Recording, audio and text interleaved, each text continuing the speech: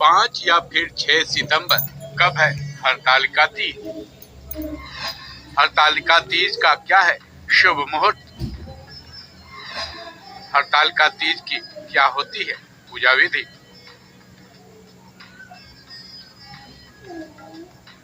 भाद्रपद यानी भादो के महीने की तीसरी तिथि को हरतालिका तीज का व्रत उत्तर भारत की महिलाएं करती हैं।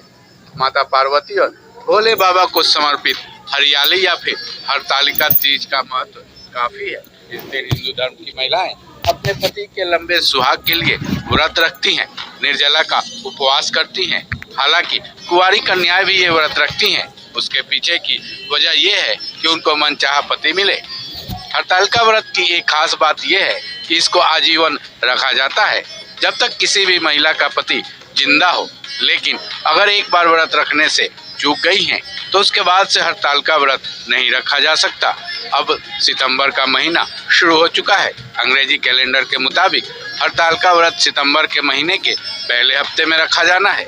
लेकिन इसकी तारीख को लेकर जरा सा कंफ्यूजन ये है कि ये व्रत 5 सितंबर को है या फिर 6 सितंबर को। इस बारे में इस वीडियो में तो जानेंगे ही, साथ ही ये भी जानेंगे कि इसका शुभ मुहूर्त और पूजा विधि क्या है। भाद्रपद शुक्ल पक्ष की तृतीया तिथि 5 सितंबर को दोपहर 12:21 पर शुरू हो जाएगी। इस तिथि का समापन 6 सितंबर को दोपहर 3:21 पर होगा। उदया तिथि के चलते हरतालिका तीज का व्रत 6 सितंबर को ही रखा जाएगा।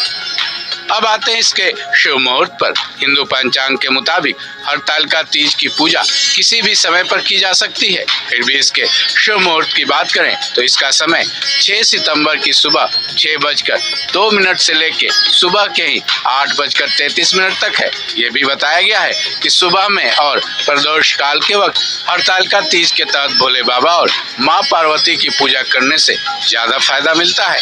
पूजा के वक्त महिलाओं को खास तरीके से श्रृंगार कर पूजा करनी चाहिए। हरतालिका तीज की पूजा विधि।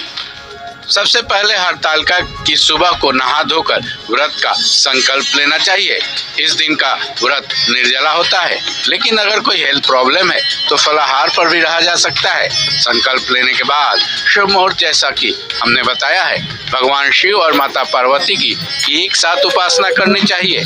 पूजा करते वक्त माता पार्वती को सौभाग्य की वस्तुएं अर्पित करनी चाहिए। साथ ही उनसे अपनी मनोकामना की पूर्ति के लिए हाथ जोड़कर और पूरे गहरे दिल से प्रार्थना करनी चाहिए। इसके अलावा शिव पार्वती को फल फूल, मिठाई, धूप, कपूर अर्पित करनी चाहिए। साथ ही साथ विवाहिता महिलाएं अपनी सास को सौभाग्य की वस्तुएं अर्पित करें और उनसे आशीर्वाद जरूर लें। भगवान की पूजा का समापन हो जाने के बाद